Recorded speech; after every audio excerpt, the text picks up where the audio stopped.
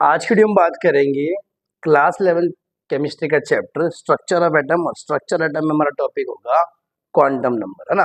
Quantum number जाने से पहले बेटा हमें जानना पड़ेगा कि क्वांटम नंबर की नीड आई क्यों। मतलब देखो, जनरली अगर आप बात करो, सबसे पहले आपको पता है यार, थॉमसन का मॉडल था, फिर उसमें कुछ करेक्शन करके रदरफोर्ड का आया, फिर उसके बाद बोर मॉडल आया। फिर बोर मॉडल क्यों फेल हो गया? देखो, reason for failure according to Bohr, electrons are moving in circular path. However, path can be defined only when the position velocity electron known exactly, which contradicts Heisenberg. जरा bore की बात आप याद करो। बोर ने कहा इलेक्ट्रॉन्स घूम रहे चारों तरफ, और कहाँ पे घूम रहे? सर्कुलर। कंडीशन दी mvr equal to nh by 2 pi, आगे ना। और उसने कहा यहाँ पे सारे इलेक्ट्रॉन घूम रहे हैं। हाइजेनबर्ग ने क्या कहा था? हाइजेनबर्ग का अगर आपको अनसर्टेनिटी प्रिंसिपल का हो, उसने कहा कोई भी चीज है बेटा, कोई भी चीज है, उसकी पोजीशन और वेलोसिटी एक टाइम पे आप दोनों की दोनों एग्जैक्ट नहीं बता सकते। अगर आपको उसकी पोजीशन पता है तो उसकी बेटा वेलोसिटी खराब हो जाएगी, अगर वेलोसिटी पता है तो पोजीशन में अनसर्टेनिटी आएगी। और उसने कहा जब तक कोई चीज आप इस तरह से श्योरली नहीं बता सकते, तो आप उसको कैसे बता सकते हो सर्कुलर पाथ में घूम रहा है? तो हाइजेनबर्ग प्रिंसिपल ने जब इसके बाद आया, क्योंकि बोर थ्योरी तो पहले आई थी, तो हाइजेनबर्ग ने इसी बात पे सवाल उठाया कि आप कैसे कह सकते हो कि इलेक्ट्रॉन जो हमारा यहाँ पे घूम रहा है, जब उसकी पोजीशन, क्योंकि इलेक्ट्रॉन एक माइक्रोस्कोपिक पार्टिकल है। माइक्रोस्कोपिक पार्टिकल वो होता है जो आप नेकेड आई से नहीं देखते। तो जब माइक्रोस्कोपिक पार्टिकल पे इसका हाइजेनबर्ग प्रिंसिपल आया, तो ये पॉइंट बेटा फेल हो गया, यानी डिस्कार्ड हो गया ना, ना। सेकंड है, Bohr model does not take wave nature. बेटा किसी भी चीज के ना दो नेचर होते हैं, एक पार्टिकल नेचर होता है, एक वेव नेचर होता है। मसलन एग्जांपल समझाऊं मैं इलेक्ट्रॉन केस में, कई थ्योरी जो ऐसी हैं, जैसे वो कहती है इलेक्ट्रॉन पार्टिकल थ्योरी, क्या मतलब कहती है, देखो क्योंकि मास होता है, एक चार्ज होता है उसके बाद, तो पार्टिकल नेचर। वेव नेचर यानी इंटरफेरेंस होता है, एक आगे जाके फिजिक्स में आएगा 12th में, एक डिफ्रैक्शन होता है, बेंडिंग ऑफ लाइट, वो तभी एक्सप्लेन होता है जब लाइट को हम क्या माने, या इलेक्ट्रॉन को माने वेव नेचर का। तो इसने बेटा वेव नेचर की बात नहीं करी, तो ये बोर की थ्योरी डिस्कार्ड हो गई। फिर आया बेटा क्वांटम मैकेनिकल मॉडल। अब quantum mechanical model normal model से था, जो पहले क्लासिकल मैकेनिक्स थे। मैकेनिक्स वो ब्रांच होती है फिजिक्स की जो एनर्जी है उसकी स्टडी करती है ना। तो पहले वो किस पे बेसिस थे? न्यूटन लॉ पे। तो वो motion of microscopic particular, micro नहीं बोल रहा, मैक्रो बोल रहा हूं बेटा। माइक्रो मतलब छोटा होता है, मैक्रो मतलब बड़ा, ठीक है। माइक्रो मतलब MICRO, माइक्रो मतलब लिख दे दो लोग। माइक्रो मतलब होता है छोटा, मैक्रो लिखा है मैंने यहाँ पे। तो जैसे motion of planet around the sun था, वो एक्सप्लेन कर गई। बट छोटे छोटे पार्टिकल की बेटा थ्योरी माइक्रोस्कोपिक पार्टिकल के लिए ये एक्सप्लेन नहीं कर पाई। सेकंड है, it does not take account of concept dual nature. मैंने आपको वही बता दिया कि wave particle nature, wave nature को उसने नहीं करा, और अनसर्टेनिटी प्रिंसिपल को भी एक्सप्लेन नहीं कर पाई। ये बात समझ आ गई, क्वांटम मैकेनिकल मॉडल। अब इसी चीज को बेटा ओवरकम करने के लिए आया हमारा क्वांटम मैकेनिक्स, यानी क्वांटम मैकेनिकल मॉडल। उसमें क्या करा गया कि डुअल नेचर को लिया गया बेटा, मैटर के डुअल नेचर को, यानी पार्टिकल नेचर को और डुअल नेचर को लिया गया। बात समझ आ गई। इसी सिलसिले में एक 1926 में एक श्रोडिंगर वेव इक्वेशन है। श्रोडिंगर नेम ऑफ साइंटिस्ट थे, एरविन श्रोडिंगर उनका पूरा नाम था। उन्होंने कहा मोशन ऑफ इलेक्ट्रॉन का इक्वेशन दी, D square psi by D X square, D square psi by D Y square, D square plus 8 pi square by M H square E minus V into psi equal to जी। उन्होंने कहा electron की ये equation है, उसकी wave movement की, है ना। इन शॉर्ट क्या है, एच के psi equal to H cap को हैमिल्टन ऑपरेटर भी कहा जाता है बेटा। क्या आपको ये याद करनी है? नहीं भाई, आपको ये याद नहीं करनी। बट एक चीज आप देखो, इसमें तीन चीज आ रही है बेटा, एक्स वाई जेड, तीन कोऑर्डिनेट एक्सिस आ रहे हैं। तो जनरली तीन कोऑर्डिनेट एक्सिस किस में आते हैं? 3D में। हाँ, तो आपको ये जानना है कि ये क्वेश्चन आपको याद नहीं करनी, ये भी याद नहीं रखनी। आपको जानना है बेटा साई स्क्वायर क्या होता है, ये बड़ा इंपॉर्टेंट है। साई स्क्वायर बताता है किसी भी इलेक्ट्रॉन के होने की प्रोबेबिलिटी। प्रोबेबिलिटी की पढ़ दें आप 10th, किसी भी इलेक्ट्रॉन के होने की संभावना। वो कहता है यार किसी भी इलेक्ट्रॉन के होने की संभावना किस पर डिपेंड होती है? साई स्क्वायर डिनोट करता है, ठीक है। अब यहीं से बेटा एटॉमिक ऑर्बिटल का कंसेप्ट आया कि ऑर्बिटल एक स्पेस है, न्यूक्लियस के चारों तरफ एक ऑर्बिटल, एक स्पेस है, ऐसे कुछ भी स्पेस होता है, यूं यूं कैसे भी होता है ना। वहां पे एक इलेक्ट्रॉन के होने की प्रोबेबिलिटी मैक्सिमम है, और एक उसी को नाम दिया उसने ऑर्बिटल। तो ऑर्बिटल की कोई डेफिनेशन पूछे, आपने बोलना है orbital is the region where probability of finding electron is maximum. अगर मैं लिखना भी चाहूँ तो 90% होती है। और एक ऑर्बिटल में कितने इलेक्ट्रॉन आते हैं? Maximum 2 electron. जैसा हमने समझा ऑर्बिटल के बारे में समझ आ गई। ऑर्बिटल वो रीजन है जहां पे इलेक्ट्रॉन के मिलने की संभावना है, प्रोबेबिलिटी बहुत ज्यादा, 90%, है ना। अब आपको ये भी बताना चाहिए कोई भी एटम होता है उसमें बहुत सारे ऑर्बिटल होते हैं बेटा, बहुत सारे अलग तरह के ऑर्बिटल होते हैं ना। अब उनको एक दूसरे से अलग कैसे करेंगे, या शेप के बेसिस पे, उनका साइज कैसा है, किस डायरेक्शन में वो ओरिएंटेड है ना। तो अब इसी ऑर्बिटल की बेटा जिसके हमने पढ़ा, इसी कैरेक्टरिस्टिक जानने के लिए बेटा तीन तरह के क्वांटम नंबर आए जो हम आपने आपको बताया था। Principal quantum number, azimuthal quantum number, magnetic quantum number. और ये तीनों के तीनों कहाँ से आए, श्रोडिंगर वेव इक्वेशन से। कहाँ से आए बेटा, श्रोडिंगर वेव इक्वेशन से तीन तरह के क्वांटम नंबर आए। क्या तीन तरह के ही होते हैं क्वांटम नंबर? क्वांटम नंबर बेटा चार होते हैं। उस चौथा जो है स्पिन क्वांटम नंबर, वो बताता है कि इस डायरेक्शन में मेरा इलेक्ट्रॉन घूम रहा है, हालांकि वो श्रोडिंगर वेव इक्वेशन से नहीं आया। ठीक है, अब इनके देखो बेटा, ये बात समझ आ गई, ठीक है। तो क्वांटम नंबर में be defined as set of four number with the help of which we can get complete information about all the electron in atom.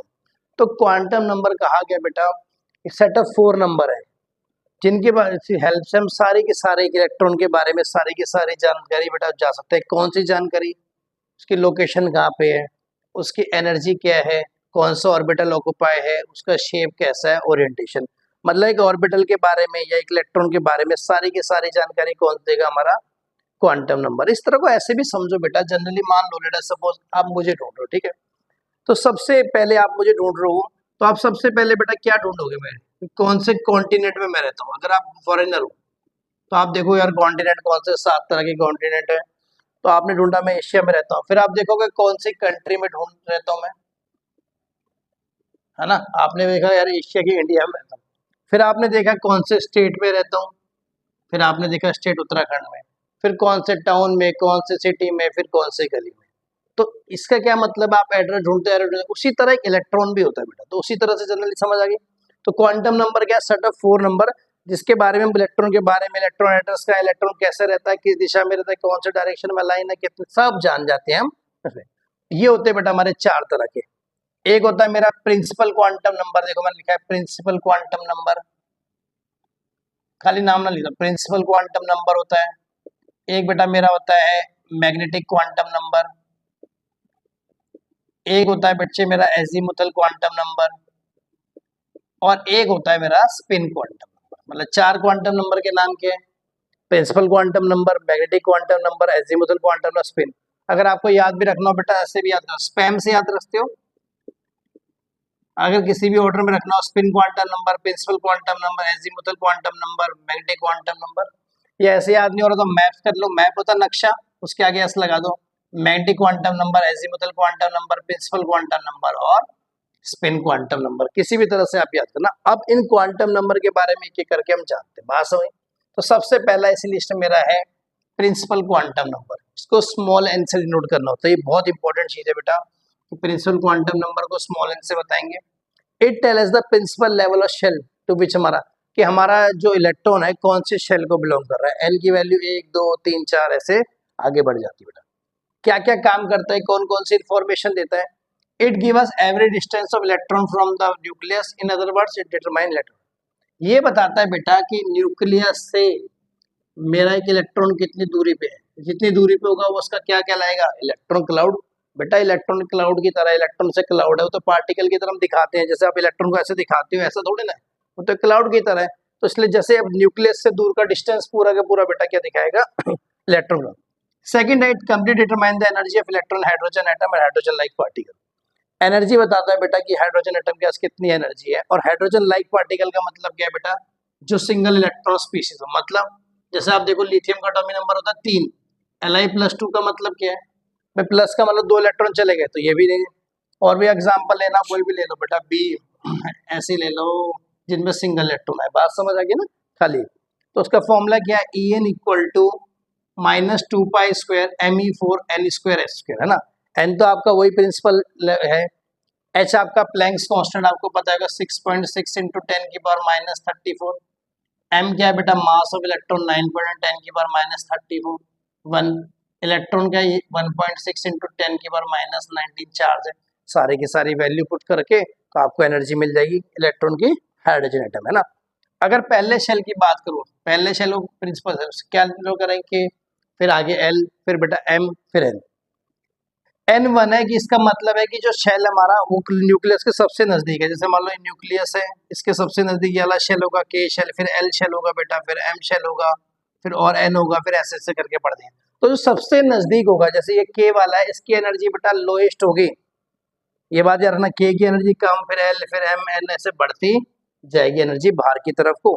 और सेकंड पॉइंट है इसका, एट के बाद मैक्सिमम नंबर ऑफ इलेक्ट्रॉन कितने हो सकते हैं एक सेल में, 2n²। तो प्रिंसिपल क्वांटम नंबर बेसिकली क्या बता रहा है, तीन चीजें बेटा ध्यान देखो कि कौन कितना इलेक्ट्रॉन का डिस्टेंस है, कितनी इलेक्ट्रॉन की एनर्जी है, और कितनी बेटा उसका शेल है। मतलब बात समझ आ गई नहीं आ गई। सेकंड क्वांटम नंबर है मेरा एजीमुथल क्वांटम नंबर, इसको बेटा स्मॉल एल से डिनोट करते हैं ना। बेसिकली बताता क्या है, ये पहला बताता है give number of sub shell present in main shell. Principal quantum number बताता है कि कितने शेल हैं, और बेटा उसका और छोटा पार्ट बना हमारा सब शेल, कौन सा बताता है, एजीमुथल। सेकंड बताता है कि किसी भी इलेक्ट्रॉन का किसी भी सब शेल में कितना एंगुलर मोमेंटम है। तीसरा ये बताता है किसी भी सब शेल की कितनी एनर्जी है बेटा। और लास्ट में ये बताता है shape of various sub shell within the same principal. मतलब चार बातें बताएगा। पहला बेटा कितने सब शेल हैं, क्या एंगुलर मोमेंटम है, क्या शेप, और क्या हमारी एनर्जी है, और डिनोट किससे करते हैं, स्मॉल एल से। अगर आप शेप ऑफ ऑर्बिटल की बात करूं तो एल यानी एजीमुथल क्वांटम नंबर की वैल्यू 0 है, तो कौन सा सब शेल बनेगा, एस। और एस की बेटा कौन सी शेप होती है, स्पेरिकल, ये आपको याद रखना है। अगर एल की वैल्यू 1 है तो बेटा यहाँ पे ऑर्बिटल कौन सा आएगा, हमारा पी सब शेल, और पी की बेटा कौन सी होती है, डम्बेल, डम्बल शेप, ठीक है। अगर एल की वैल्यू 2 है तो कौन सा सब शेल होता है, डी। आपको बहुत इंपॉर्टेंट है बेटा, ये जरूर याद रखना अच्छे से ना। एल की वैल्यू 2 है तो D sub shell double dumbbell, double dumbbell. और अगर आपकी बेटा एल की वैल्यू 3 है, एफ सब शेल, और एफ सब शेल की शेप बेटा जनरली लिखते थे हम कॉम्प्लेक्स है। कॉम्प्लेक्स मतलब इजीली बता नहीं सकते, बात समझ आ गई, ठीक है। अगर मैं आपसे बात करूं, देखो ये एन की वैल्यू है, एन की वैल्यू आपको पता है क्या है, प्रिंसिपल क्वांटम नंबर की वैल्यू है ना, या शेल है। अगर एन की वैल्यू 1 है तो कितने सब शेल होंगे बेटा, एक ही सब शेल होगा। एन की वैल्यू 2 है तो कितने सब शेल होंगे, दो, एक 0 वाला और एक 1 वाला। अगर एन की वैल्यू 3 है तो कितने सब शेल होंगे बेटा, 1 2 3। अगर एन की वैल्यू 4 है तो सब शेल कितने, 4। मतलब क्या है, मतलब ये मेरे भाई कि जितने नंबर ऑफ सब शेल होंगे वो प्रिंसिपल क्वांटम नंबर यानी एन के बराबर होंगे, ठीक है। और एल की वैल्यू आप देखो कहाँ से कहाँ तक जा रही है, 0 से n-1 तक। देखो यहाँ पे कितनी वैल्यू है एन की, 4, तो n-1 यानी 0 से 3। ये बात आपको बड़े इंपॉर्टेंट रखनी है कि एजीमुथल क्वांटम नंबर की वैल्यू 0 से बेटा n-1 तक जाती है। और क्या बताता है बेटा, एंगुलर मोमेंटम ऑफ इलेक्ट्रॉन, है ना। और इसका फॉर्मूला लिखा है अंडर रूट ऑफ, ये मैं लिखा भी है, दोबारा लिखा है, L bracket L plus 1 h/2 पाई। एल तो आपको पता है वही हमारा एजीमुथल क्वांटम नंबर की वैल्यू 0 है, 1 है, 2 है, 3 है। एच मेरा अगेन प्लैंक्स कांस्टेंट है, बार बार बता रहा हूँ वीडियो में, इसकी वैल्यू होती है 6.6 इंटू 10 की पावर -33 -34, और पाई की वैल्यू बेटा 3.14। बात समझ आ गई। नेक्स्ट क्वांटम नंबर है मेरा मैग्नेटिक क्वांटम नंबर, इसको डिनोट करते हैं स्मॉल एम से या फिर एम एल से बेटा ना। अब होता क्या, देखो एक इलेक्ट्रॉन का ऑर्बिटल मोशन होता है। अगर आप न्यूक्लियस की बात करो, ठीक है, और यहाँ पे हमारा इलेक्ट्रॉन है, इसके चक्कर में बेटा इसकी देखो न्यूक्लियस पे भी पॉजिटिव चार्ज है, इलेक्ट्रॉन पे नेगेटिव चार्ज है, इनके अंदर एक इलेक्ट्रिक फील्ड क्रिएट होती है। इलेक्ट्रिक फील्ड की वजह से बेटा क्या होता है, मैग्नेटिक फील्ड। अब एक मैग्नेटिक फील्ड है जो इन दोनों की वजह से प्रोड्यूस हो रही है चार्जेस के बीच, और एक जो बेटा एटम के बाहर से हो रही है। बाहर से जो फोर्स लगती है बेटा एक्सटर्नल मैग्नेटिक फील्ड, तो क्या होता है, एक सब शेल में इलेक्ट्रॉन बेटा किसी रैंडमली किसी डायरेक्शन में अपने आप को अलाइन कर लेता है, जिसे आप कहते हैं ओरिएंटेशन।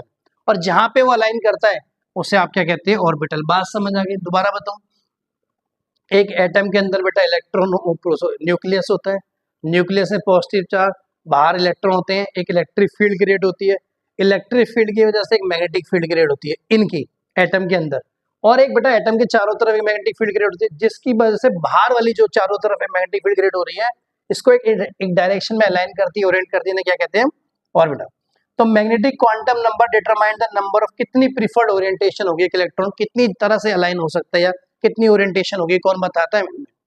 डिनोट किससे करते हैं बेटा, एम से, मैंने बता दिया। और मैग्नेटिक क्वांटम नंबर की वैल्यू कितनी आती है, 12 + 1, मतलब एजीमुथल क्वांटम नंबर का ट्वाइस +1। एग्जांपल आप समझो, मान लो आपने कहा कि L इक्वल टू 0 है, यानी एजीमुथल क्वांटम नंबर 0 है, कौन सा सबशेल है L, तो ml की वैल्यू बेटा क्या आती है जनरली 2l प्लस 1। L की वैल्यू अगर 0 पुट करोगे तो कितना आएगा 1, तो एक ही सबशेल होता है m इक्वल टू 0, यहाँ तक ठीक है। मैं बात करूं L इक्वल टू 1, तो ml की वैल्यू बेटा कितनी होगी L इक्वल टू 1 के लिए 2l प्लस 1, 2 इंटू 1 प्लस 1 कितना आ गया बेटा, 3 सबशेल होंगे। अच्छा, जो बेटा ml की वैल्यू होती है वो माइनस एल से प्लस एल होती है, ये बड़ा इंपॉर्टेंट है कि ml की जो वैल्यू होती है किसके किसके बीच होती है, माइनस एल से प्लस एल। तो देखो यहाँ बेटा कितना है 1, तो माइनस एल माइनस 1 0 प्लस 1 मतलब L इक्वल टू 1, यानी P सबशेल में बेटा 3 सबशेल होंगे, कौन कौन से, PX PY PZ। अगर आप L इक्वल टू 2 के बारे में बात करो, ठीक है, तो L इक्वल टू 2 के लिए कितनी वैल्यू आएंगी, 2l प्लस 1 यानी 5 आएंगी। अच्छा, मैंने आपको क्या बताया, ml की वैल्यू माइनस एल से प्लस एल बेटा, तो L2 है तो माइनस 2 माइनस 1 0, जितनी इसके बीच वैल्यू आएंगी सारी लिख देनी, यानी 5 सबशेल आगे। तो d ऑर्बिटल में 5 सबशेल होते हैं, आपको पता भी होना चाहिए, जनरली बाद में आप पढ़ोगे बेटा कि ऐसे करके आप 5 डब्बे बनाते हैं, ये तो सबशेल है। और नाम क्या क्या होते हैं, dxy dyz dzx dx2 y2। L equal to 3 यानी 5 सबशेल, माइनस एल से minus 3 minus 2 minus 1 0 plus 1 plus 2 plus 3 यानी 7 सबशेल होंगे। अगर आप देखो बेटा सबशेल और नंबर ऑफ ऑर्बिटल, तो S में 1 होता है, P में बेटा 3 होते हैं, ऐसे ऑर्बिटल 3 होंगे, D में बेटा 5 ऑर्बिटल होंगे, ऐसे F में बेटा 7 होंगे, और G ऑर्बिटल में मेरे कितने होंगे, नहीं G सबशेल मेरे कितने होंगे बेटा 9 orbital present. Last quantum number है मेरा स्पिन क्वांटम नंबर, इसको जनरली नोट करते हैं S से या फिर MS से बेटा, मतलब इसको इंट्रोड्यूस लेकर आ गया, बाकी सारे क्वांटम नंबर श्रोडिंजर्स वेव इक्वेशन से आए थे ना, इसको इसलिए इंट्रोड्यूस किया क्योंकि इलेक्ट्रॉन की जब हम बात करें तो इलेक्ट्रॉन बेटा एटम के चारों तरफ भी घूमता है और एक्सिस पे भी घूमता है अपने, जैसे आप अर्थ की बात करो, अर्थ अपने एक्सिस पे ऐसे रिवॉल्व भी करती है ऐसे करके, और प्लेनेट के चारों तरफ भी घूमती है, उसी तरह बेटा इलेक्ट्रॉन का भी ऐसे होता है। और जो स्पिन क्वांटम नंबर है उसकी वैल्यू होती है बेटा प्लस माइनस हाफ, अगर वो क्लॉकवाइज डायरेक्शन में घूमेगा तो आप लिखोगे प्लस हाफ, अगर एंटी क्लॉकवाइज डायरेक्शन में होगा उसको क्या लिखोगे आप, माइनस हाफ। और जनरली कभी आपने ऑर्बिटल देखा, जैसे एस ऑर्बिटल है मान लो, तो अगर मान लो एस ऑर्बिटल में 2 इलेक्ट्रॉन, तो एक की मुंडी इधर एक की इधर मुंडी इधर, इसका मतलब क्या होता है, एक घूम रहा है मेरा क्लॉकवाइज में और एक मेरा घूम रहा है एंटी क्लॉकवाइज में। किसी इलेक्ट्रॉन को देख के आप नहीं बता सकते कि क्लॉकवाइज है एंटी क्लॉकवाइज है, तो जब भी वैल्यू आती है प्लस माइनस हाफ आती है। बात समझ आ गई। इस वीडियो में बेटा करेंगे इतना ही, इससे आगे मिलते हैं नेक्स्ट में। जय हिंद, वंदे मातरम।